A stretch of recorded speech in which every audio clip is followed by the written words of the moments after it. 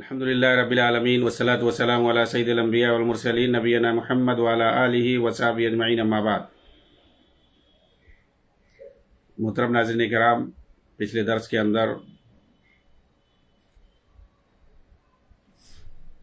ایک واقعے کی روشنی میں یہ بتایا گیا تھا کہ کیسے اصل جو ہے وہ توحید پر قائم ہونا ہے، پھر اس کے بعد دیگر نیک کاموں کو انجام دینا ہے۔ ایسا نہیں ہے کہ آدمی کے پاس توحید ہو یا نہ ہو اس کی فکر نہ رہے، سنت رسول پر وہ قائم ہے یا نہیں ہے اس کی فکر نہ رہے، اور وہ اپنے حساب سے کچھ اہم اعمال کو لے کر کے سب سے بڑا کامیاب مومن سمجھے، تو یہ ممکن نہیں ہے اور یہ درست نہیں ہے۔ ایک واقعہ بیان کیا گیا کہ کیسے ایک شخص آتا ہے اور اللہ کے رسول سے حالت جنگ میں آپ ہیں اور آ کے اجازت مانگتا ہے کہ میں آپ کے ساتھ لڑنا چاہتا ہوں، حالانکہ وہ پہلے غیر مسلم تھا۔ تو آپ نے اسے کہا کہ پہلے اسلام قبول کرو، تو وہ پہلے اسلام لایا اور اس کے بعد لڑ کر کے شہید ہو گیا۔ تو آپ نے فرمایا کہ اس نے تھوڑا عمل کیا اور زیادہ اجر پایا۔ تو کیا اس کو بنیاد بنا کر کے یہ کہا جا سکتا ہے کہ آدمی اگر جہاد کر لے؟ لیکن یہاں جو ہے وہ شرعی جہاد ہے، ایسا نہیں کہ جو ہے ہر کسی کو آدمی جہاد کے نام پہ فساد بھی مچاتا ہے۔ اس کے جو شرائط ہیں اس کا ہونا ضروری ہے، اور شرعی جہاد کا ہونا ضروری ہے۔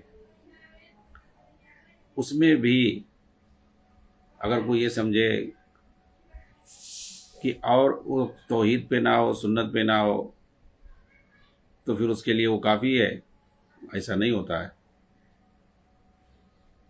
بلکہ سب سے پہلے توحید پر ہونا ضروری ہے، اور اس کا اسلام قبول کرنا، اس کے اندر اقرار کلمہ توحید ہی پڑھتا ہے وہ۔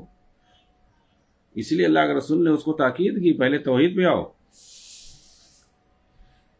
اسلام میں آنے کا مطلب ہی ہے کلمہ توحید پڑھ کر کے آتا ہے، پھر بعد میں انسان جو ہے اس کے تقاضوں کو پورا کرتا ہے، کبھی نہیں کرتا ہے، کچھ کرتے کچھ نہیں کرتے۔ اس کو جہاد کے علاوہ اور کوئی عمل اس کے سامنے آیا ہی نہیں، اس لیے اللہ کے رسول نے اس کے لیے ایسا فرمایا تھا۔ چنانچہ یہ بہت بڑی یہ بہت بڑی غلطی ہوگی کہ اس حدیث کو لے کر ہم یہ سمجھنے لگیں کہ اس میں کوئی حرج نہیں کہ ہم فرائض واجبات میں سے گرچہ زیادہ کچھ نہ کریں، منہیات اور محرمات میں سے سب کو ترک کریں یا نہ کریں، بلکہ اگر ہم تھوڑا بھی عمل کر لیں تو پھر یہ ہمارے لیے کافی ہوگا، ہم اس پر ڈھیر سارا عمل پائیں گے، ڈھیر سارا اجر پائیں گے۔ بلکہ حقیقت یہ ہے کہ اسلام کے اندر زیادہ عمل کرنے پر ابھارا گیا ہے، زیادہ سے زیادہ نیکی کرنے پر ابھارا گیا ہے، تاکہ اللہ تعالیٰ ہمیں دنیا اور آخرت کے اندر عزت اور غلبہ عطا کرے۔ اور سیدنا ابو درداء رضی اللہ تعالیٰ عنہ کے کلام کا مقصد بھی یہی ہے، جس کے اندر آپ صلی اللہ علیہ وسلم نے فرمایا تھا کہ تم اپنے اعمال کے ذریعے مدد کیے جاتے ہو، یعنی زیادہ سے زیادہ عمل کرو تاکہ اللہ کی نصرت اور مدد ہمیشہ شامل حال رہے۔ اللہ تعالیٰ نے فرمایا یا الذین آمنوا اذا لقیتم فئۃ فاثبتوا واذکروا اللہ کثیرا لعلکم تفلحون۔ اے ایمان والو، جب تم کسی گروہ کے مقابل آؤ تو جم جاؤ اور اللہ کو بہت زیادہ یاد کرو تاکہ تم فلاح پاؤ۔ تو وہاں بھی اللہ تعالیٰ کو بہت زیادہ یعنی ذکر کرنے کی بات اللہ کے رسول نے کہی، اور اللہ تعالیٰ نے فرمایا اور وہ بھی بہت زیادہ۔ اس آیت کی تفسیر کرتے ہوئے ابن کثیر رحمہ اللہ کہتے ہیں کہ آیت میں جناب باری تعالیٰ نے دشمنوں کے مقابلے کے وقت میدان جنگ میں ثابت قدم رہنے اور صبر و استقامت کا حکم دیا ہے۔ نہ مرد بزدل اور ڈرپوک نہ بنو، بلکہ اللہ کو یاد کرو، اسے نہ بھولو اور بہت زیادہ یاد کرو، اس سے فریاد کرو، اس سے دعائیں کرو، اسی پر بھروسہ رکھو، اسی سے مدد طلب کرو، یہی کامیابی کے گر ہیں۔ اس وقت بھی اللہ کی اطاعت کو ہاتھ سے نہ جانے دو، وہ جو فرمائے اسے بجا لاؤ، جن سے روکے اس سے رک جاؤ، آپس میں جھگڑے اور اختلاف نہ پھیلاؤ ورنہ ذلیل ہو جاؤ گے، بزدلی تمہارے دلوں میں جم جائے گی اور تمہاری ہوا اکھڑ جائے گی، قوت اور تیزی تمہارے اندر سے جاتی رہے گی، اقبال اور ترقی رک جائے گی۔ دیکھو صبر کا دامن نہ چھوڑو، یقین رکھو کہ صابروں کے ساتھ خود اللہ تعالیٰ ہوتا ہے۔ یہ ابن کثیر رحمہ اللہ نے اپنی کتاب تفسیر القرآن کے اندر فرمایا ہے۔ اس لیے اس حدیث سے یہ استدلال کرنا درست نہیں ہے اس واقعے سے کہ آدمی دین کے احکامات میں سے تھوڑا عمل کر لے تو کافی ہے، ایسا اور ویسا تھوڑا عمل، بلکہ اسلام کے اندر حقیقت یہ کہ زیادہ عمل پر ابھارا گیا۔ وہ ایک آپ کہہ سکتے ہیں ایک وہ شخصی واقعہ ہے، جیسے ریئر واقعات ہوتے ہیں اس طریقے سے اس کا شمار ہوگا، اور دوسرے کہ اس کو موقع ہی نہیں ملا۔ اس طرح کے واقعات پچھلی امتوں میں بھی گزر چکے ہیں۔ یہ شیخ سعد الزعتری حفظہ اللہ اپنی کتاب حقیقت الجہاد فی فلسطین کے اندر کہتے ہیں، جس کو لے کر کے دروس ہو رہے ہیں، کہ اس طرح کے واقعات پچھلی امتوں میں بھی گزر چکے ہیں، اور اس کی بہت ساری مثالیں موجود ہیں، لیکن ان سے بھی یہ معلوم نہیں ہوتا کہ وہ لوگ جو تھوڑے عمل پر بھروسہ کرتے تھے، اگر کسی کے ساتھ ایسا ہو گیا تو اسے اتفاقی امر کہا جائے گا، نہ کہ جان بوجھ کر، یعنی اتفاق سے اسے تھوڑا ہی عمل کرنے کا موقع ملا مگر اس کا اجر اس سے زیادہ ملا۔ یعنی مطلب اختیاری حالت میں یہ کرنا صحیح نہیں ہے کہ احکامات کو چھوڑتے جاؤ، واجبات کو، فرائض کو چھوڑتے جاؤ، تھوڑا بہت ادا کر لو کافی ہے۔ یہ اتفاقی امر ہے، اختیاری نہیں ہے۔ انہی میں سے ایک واقعہ امام ذہبی رحمہ اللہ نے سیر اعلام النبلاء کے اندر ذکر کیا ہے۔ فضالہ ابن عبید رضی اللہ تعالیٰ عنہ کی سوانح نقل کرتے ہوئے کہ ابو عبد الرحمن قاسم بن عبد الرحمن کہتے ہیں کہ ہم نے ایک مرتبہ فضالہ ابن عبید رضی اللہ عنہ کے ساتھ جہاد کیا۔ فضالہ رضی اللہ عنہ نے خشکی میں اس کے علاوہ اور کبھی جہاد نہیں کیا تھا۔ ہم لوگ بڑی تیزی سے سفر کر رہے تھے اور آپ ہی امیر لشکر تھے۔ اس وقت حکام اپنے رعایا کی باتوں کو سنتے تھے، یعنی اس وقت کے حکام جو تھے وہ جو بات کہتے رعایا سنتی تھی۔ یہ جو ہے واقعہ بنی امیہ کے زمانے کا ہے، آپ یہ سمجھ لیں بات۔ کسی نے کہا کہ اے امیر لشکر، لوگ ادھر ادھر بکھر چکے ہیں، تھوڑا رک جائیں تاکہ سب ایک ہو جائیں۔ اور لشکر کی قیادت کون کر رہا ہے؟ ایک صحابی کر رہا ہے۔ اس وقت کے حکام کون ہیں؟ بنو امیہ ہیں۔ تو کسی نے عرض کیا امیر لشکر سے، یعنی فضالہ ابن عبید رضی اللہ تعالیٰ عنہ سے، کہ تھوڑا رک جائیں، سب ایک ساتھ ہو جائیں، کیونکہ ادھر ادھر لوگ بکھر چکے ہیں، کچھ پیچھے ہو گئے ہیں۔ آپ سے گویا یہ ریکویسٹ کیا گیا۔ تو بہرحال آپ ایک سرسبز علاقے میں ٹھہر گئے جہاں پر ایک قلعہ واقع تھا۔ وہاں پر کہہ رہے ہیں کہ ہماری ملاقات ایک سرخ مونچھوں والے انسان سے ہوئی۔ ہم نے اسے فضالہ رضی اللہ عنہ کے پاس پیش کیا، جس کو پکڑ کے لائے اس آدمی کو، اور کہا کہ یہ قلعے کے نیچے اترا ہے، اس کے ساتھ کوئی معاہدہ تو ہے نہیں ہمارا ابھی۔ چنانچہ اس سے جب آپ نے سوال کیا تو اس نے کہا کہ میں نے کل خنزیر کا گوشت کھایا ہے اور شراب نوشی کی ہے۔ نیند میں میرے پاس دو لوگ آئے،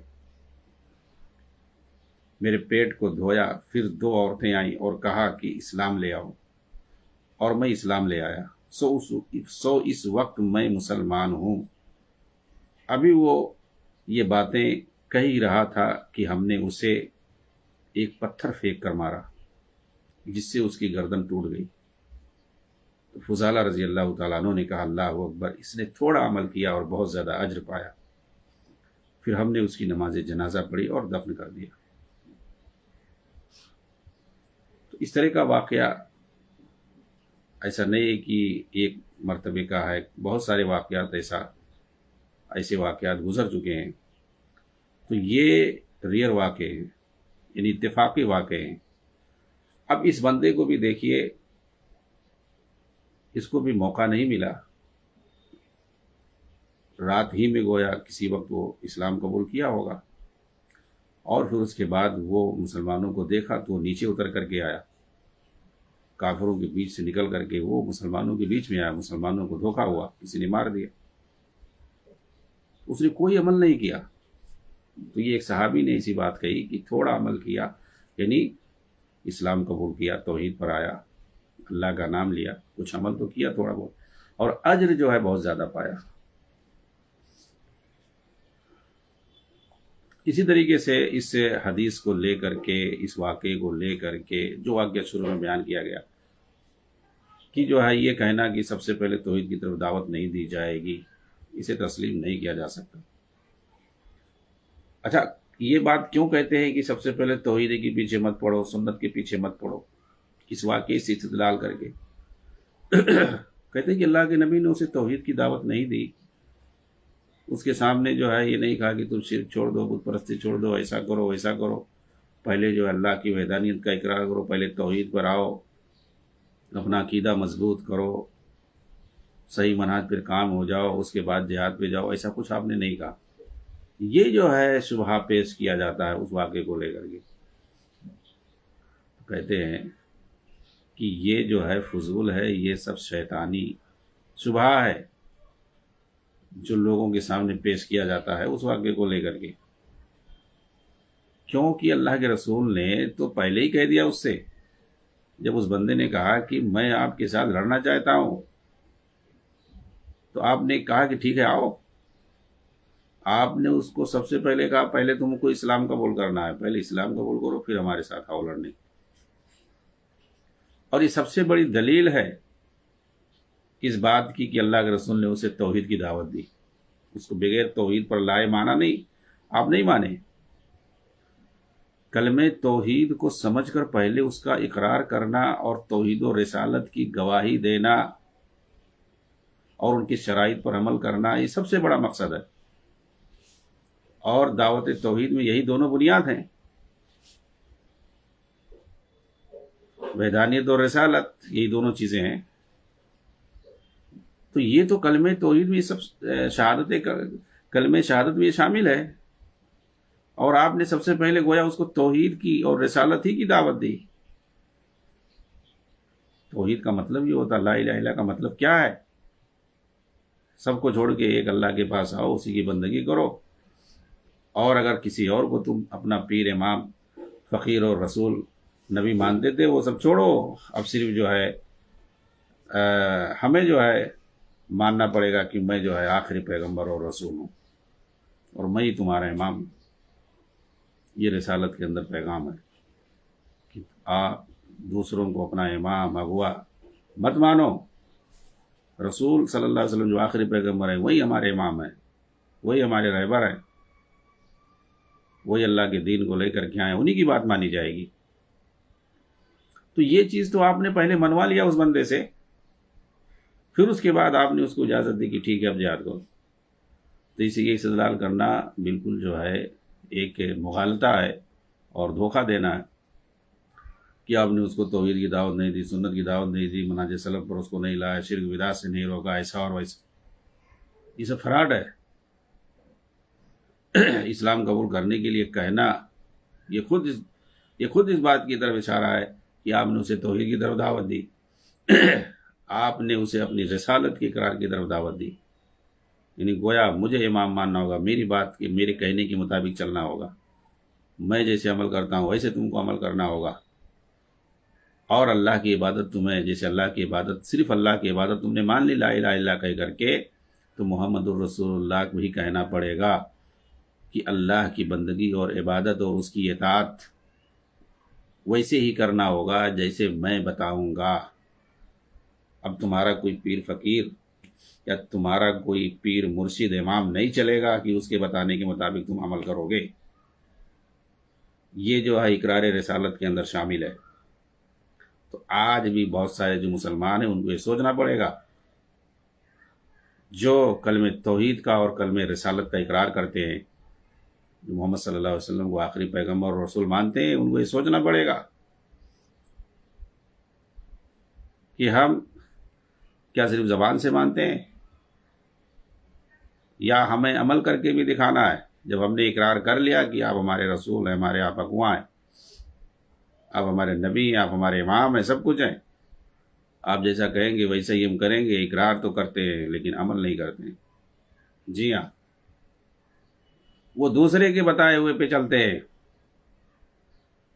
وہ دوسرے انسان کے منہج اور اس کے مسلک اور مذہب کے مطابق چلتے ہیں. اللہ کے دین کو مانتے ہیں، اللہ کی بندگی کرتے ہیں، اس کی اطاعت کرتے ہیں، لیکن رسول کے بتائے ہوئے طریقے کے مطابق نہیں چلتے. اللہ کی اطاعت اور بندگی کرنے کا جو طریقہ دیا ہے، جو طریقہ صحابہ کو دیا ہے اللہ کے رسول نے، اس کو نہیں اپناتے تو کہاں گئی رسالت کا اقرار؟ یہ جو ہے بہت ہی بنیادی نقطہ ہے جس کو ہمیں سمجھنے کی ضرورت ہے.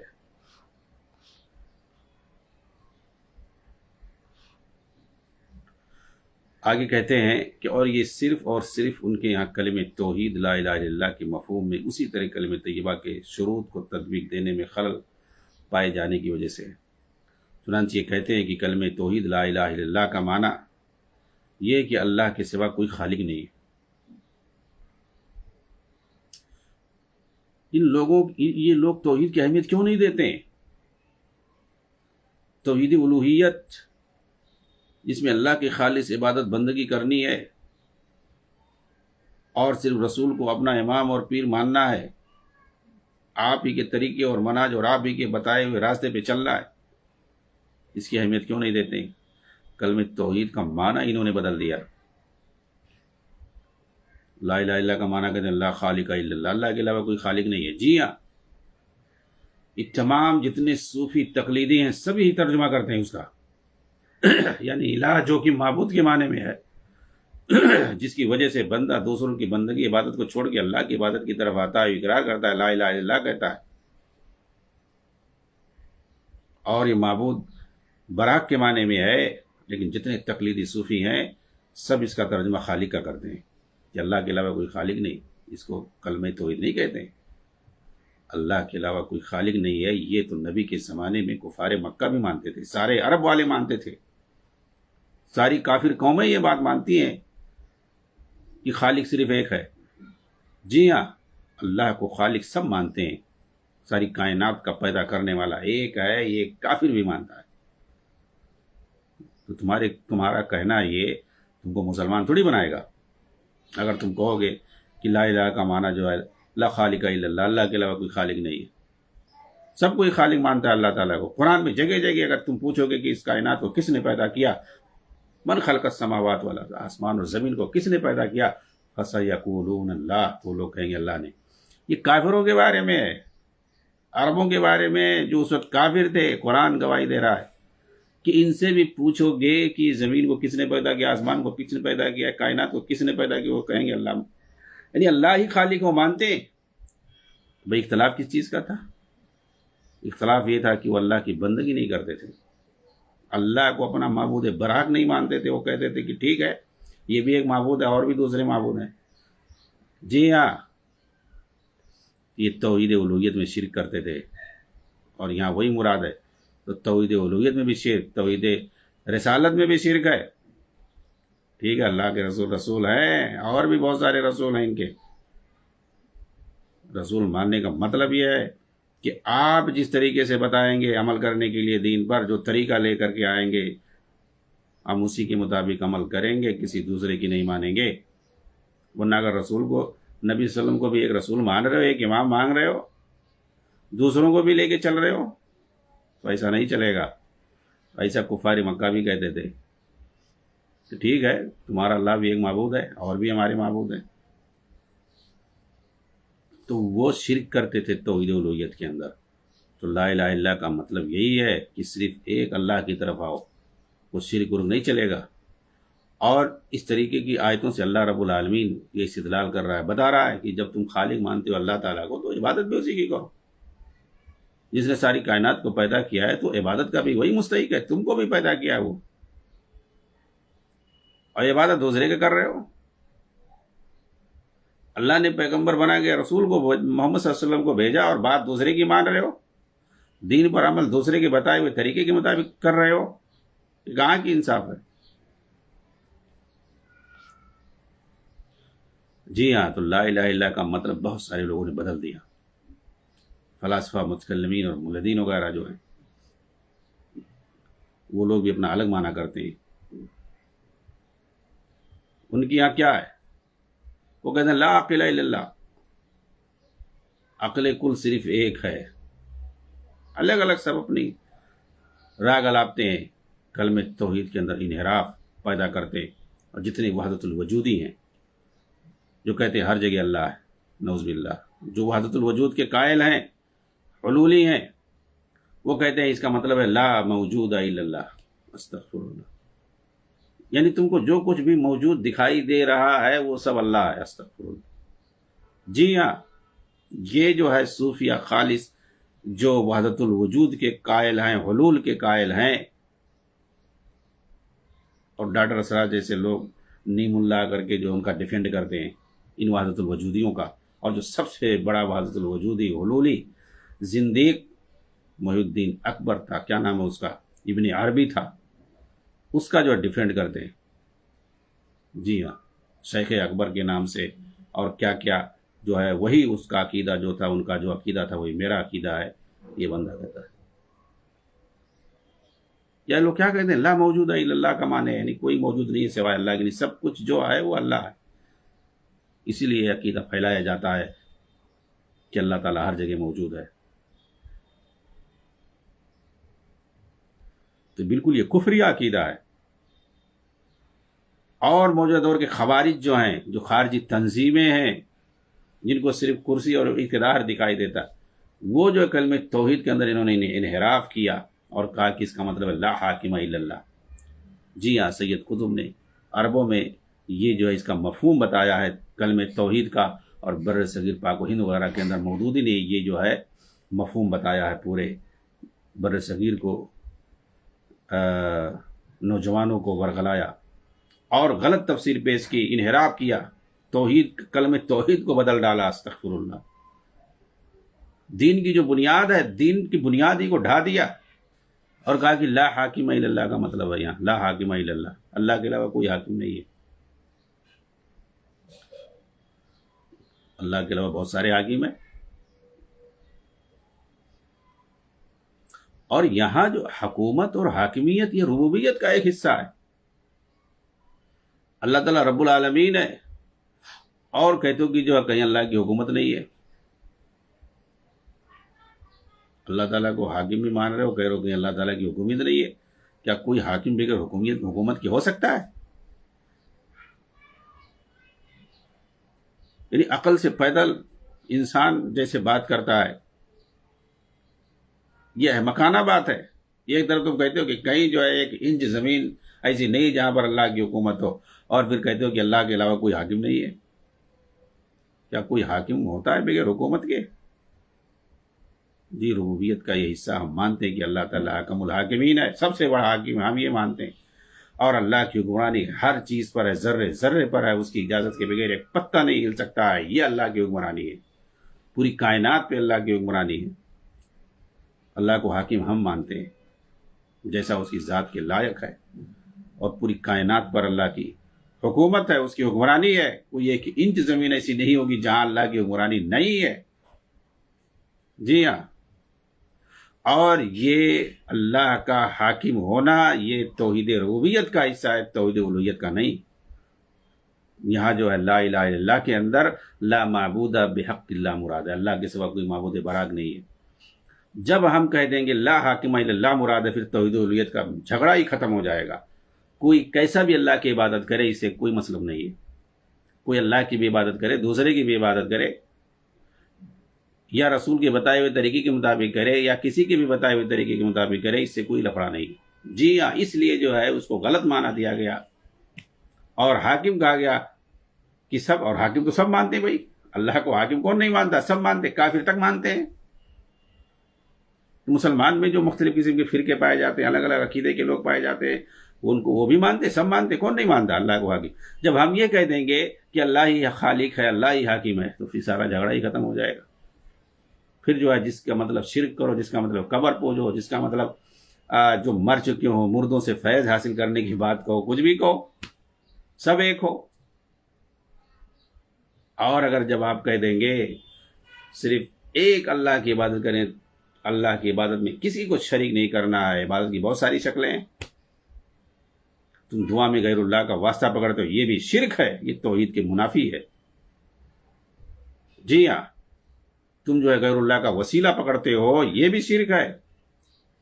نظر و نیاز مانتے ہو دوسروں کے نام پر, یہ بھی شرک ہے. غیر اللہ کی قسم کھاتے ہو, یہ بھی شرک ہے. قدم قدم پہ تم کو شرک دکھائی دے گا, قدم قدم پہ لڑکھڑاتے ہوئے نظر آؤ گے. جی ہاں, توحید کے ساتھ چلنا آسان نہیں ہے, توحید کی دعوت دینا آسان نہیں ہے. اسی لیے کلمہ توحید کے اندر انحراف کیا گیا اور اسلام کی بنیاد پر کلہاڑی چلائی گئی ان خارجی تنظیموں کے ذریعے سے, ان کے پیروں اور فقیروں کے ذریعے سے. جی ہاں, تاکہ نہ رہے بانس نہ بجے بانسری.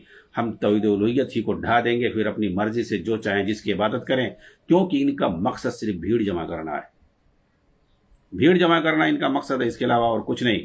بھیڑ جمع ہو گئی, قصہ ختم. پھر آدمی کچھ بھی کرے تو اس سارے لوگوں نے آپ دیکھیں گے, کوئی خالق کہہ رہا ہے, کوئی حاکم کہہ رہا ہے, کوئی موجود کہہ رہا ہے, کوئی عاقل کہہ رہا ہے, کوئی کچھ کہہ رہا ہے. سب غلط ہے. ان کے اپنے اپنے افکار ہیں, ذاتی افکار ہیں ان کے, اسلامی افکار سے دور ہیں. اس کا صحیح معنی ہے لا معبود, اللہ کے سوا کوئی معبود برحق نہیں, اللہ کی صرف عبادت ہونی ہے بس, یہ یہاں مراد ہے. تو سب اپنی اپنی ڈفلی لے کر کے, اور اپنی ڈفلی بجانے کے لیے, اپنی جو ہے فکر کو قائم کرنے کے لیے, اپنی باطل افکار کو نافذ کرنے کے لیے, اپنے جو ہے ایجنڈے کو لاگو کرنے کے لیے اور کرسی اقتدار کو حاصل کرنے کے لیے لوگ دین کو بھی بدل دیتے ہیں. جی ہاں, توحید کو بھی بدل دیتے ہیں.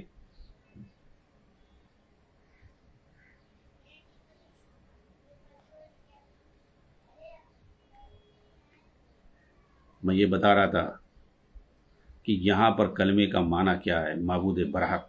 جی ہاں,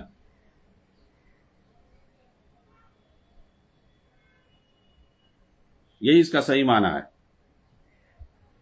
ورنہ اللہ خالق ہے, رازق ہے, مارنے جلانے والا ہے, حاکم ہے, یہ سب مشرکین مکہ اور مشرکین عرب یہ سب پورا اعتقاد رکھتے تھے. تو آج کوئی بولے کہ اللہ خالق ہے, رازق ہے, مالک, اس سے فرق تھوڑی ہوگا. مسلمان اور غیر مسلمان میں یہ کہنے سے فرق نہیں ہوگا. اللہ تعالیٰ کہتا ہے وَلَئِن سَأَلْتُم مَّنْ خَلَقَهُم, ان سے جب پوچھو کہ بھئی تم کو کس نے پیدا کیا, لَيَقُولُنَّ اللَّهُ, تو کہیں گے اللہ نے پیدا کیا. فَأَنَّىٰ يُؤْفَكُونَ, تو کہو پھر کہاں بھاگے جا رہے ہو, آؤ اللہ کی طرف.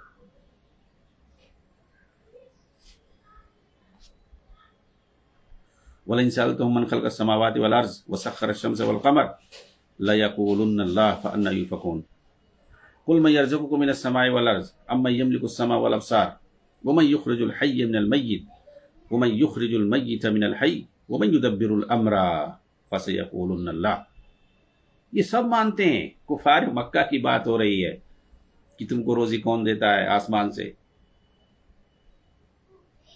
تمہاری قوت سماعت اور قوت بصارت کا مالک کون ہے, کس نے تم کو طاقت دی ہے کہ تم دیکھ رہے ہو, سن رہے ہو. یہ انسان کے بدن میں سب سے بڑی قوت مانی جاتی ہے, دیکھتا اور سنتا ہے. زندے کو مردے سے, مردے کو زندے سے کون نکالتا ہے, پوری کائنات کون چلا رہا ہے, وَمَن يُدَبِّرُ الْأَمْرَ, کہتے ہیں حاکم ہی نہیں, اللہ کی حکومت کہیں نہیں ہے. قرآن کی تفسیر کر رہے ہیں اپنے من مانی, بیان القرآن. فراڈی قسم کے لوگ قرآن کی تفسیر کر رہے ہیں اور قرآن کی آیتوں سے وحدت الوجود جیسے کفری عقیدہ ثابت کر رہے ہیں. والاول والآخر والظاہر والباطن.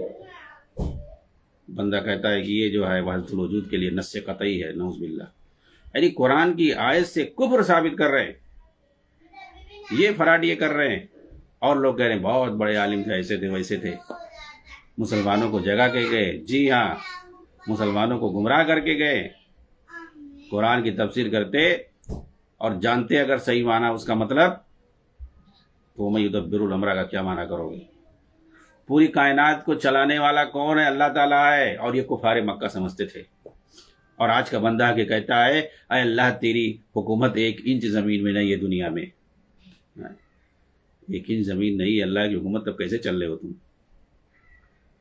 بھائی حاکم کیا کرتا ہے؟ چلاتا ہے، اس کا جہاں علاقہ ہوتا ہے وہاں اس کی چلتی ہے، وہاں حکومت چلاتا ہے، اسی کے مطابق وہاں سارا کام ہوتا ہے۔ یہاں تو اللہ کے بارے میں کہا جا رہا ہے وَمَن يُدَبِّرُ الْأَمْرَ، یعنی اللہ تعالیٰ پوری کائنات کو چلانے والا ہے۔ فَسَيَقُولُنَّ اللَّهُ، کون چلاتا ہے پوری کائنات کا معاملہ؟ پوری کائنات کا معاملہ کون چلاتا ہے؟ کفار مکہ کہہ رہے ہیں کہ اللہ چلاتا ہے۔ وہ لوگ تو مانتے ہیں کہ پوری کائنات کو اللہ چلا رہا ہے، اور آج ایک بندہ آ کر کے کہہ رہا ہے اللہ تیری 1 انچ زمین میں بھی نہیں چل رہی ہے۔ یہ گمراہی ہے۔ اللہ رب العالمین کی حکمرانی ہر جگہ ہے۔ جی ہاں، معلوم ہوا کہ مشرکین ان سب کا اقرار کرتے تھے۔ یہ جو آج اس کے معنی کو بدل رہے ہیں، کوئی کہہ رہا خالق ہے اس کا معنی، کوئی کہہ رہا حاکم ہے، کوئی کہہ رہا موجود ہے، کوئی کہہ رہا کچھ ہے، یہ سب تو کافر بھی مانتے تھے اور آج بھی مانتے ہیں۔ ہر کوئی مانتا ہے اللہ تعالیٰ موجود ہے، ہر کوئی مانتا ہے اللہ رب العالمین حاکم ہے، ہر کوئی مانتا ہے اللہ تعالیٰ خالق ہے، ساری چیزوں کا پیدا کرنے والا ہے، مدبر ہے۔ بھئی تمہارے اندر پھر کافروں کے اندر فرق کیا رہ گیا؟ صرف ایک ہی فرق ہے، جی ہاں، اور وہی اس کلمہ توحید کا مطلب ہے۔ ایک ہی فرق ہے صرف مسلم اور نان مسلم کے اندر۔ وہ کون سا فرق ہے؟ وہ فرق یہ ہے کہ جب آدمی مسلمان ہوتا ہے تو صرف اور صرف ایک اللہ رب العالمین کی بندگی اور اطاعت کرتا ہے، اور وہ بھی ویسے ہی جیسے رسول نے بتایا ہے۔ یہ دونوں چیز لے کے چلنا ہوگا۔ کلمہ شہادت کے اندر یہ دونوں چیزیں ہیں۔ محمد الرسول اللہ کا مطلب ہی ہے ان یطاع اللہ کما امرہ رسول اللہ صلی اللہ علیہ وسلم، اللہ کی اطاعت اور اس کی بندگی ویسے ہی کرنا جیسے اللہ کے رسول نے کہا۔ یہ رسالت کا معنی ہے۔ جی ہاں، یہ نہیں کہ ہم اللہ کی بندگی کریں، مانیں، لیکن رسول کے بتائے ہوئے طریقے کے مطابق نہیں مانیں، بلکہ اپنے پیر و فقیروں کے بنائے ہوئے منہج، بنائے ہوئے طریقے اور بنائے ہوئے مذہب اور مسلک کے مطابق مانیں۔ یہاں شرک فی الرسالہ ہے، اس کو سمجھنے کی ضرورت ہے۔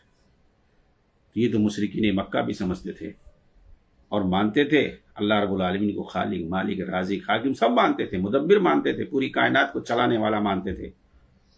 وہ مانتے نہیں تھے تو کیا نہیں مانتے تھے؟ صرف یہ نہیں مانتے تھے کہ صرف اور صرف وہی عبادت کے لائق ہے اور دوسرے کی عبادت نہیں کی جائے گی، یہ نہیں مانتے تھے۔ وہ کہتے تھے ہم اس کی بھی عبادت کریں گے اور دوسروں کی بھی عبادت کریں گے۔ اسی میں صرف لفڑا تھا، اسی میں جھگڑا تھا، اسی کی وجہ سے اللہ کے رسول نے ان سے قتال کیا، جنگ کیا۔ جی ہاں، اور اسی کی خاطر، اسی توحید الوہیت کی خاطر، توحید عبادت کی خاطر آپ صلی اللہ علیہ وسلم کو اور تمام صحابہ کو مکہ چھوڑنا پڑا، اپنا گھر بار چھوڑنا پڑا، سب کچھ دین کی خاطر لٹانا پڑا۔ جی ہاں، اسی میں صرف جھگڑا تھا، توحید الوہیت کے اندر تھا۔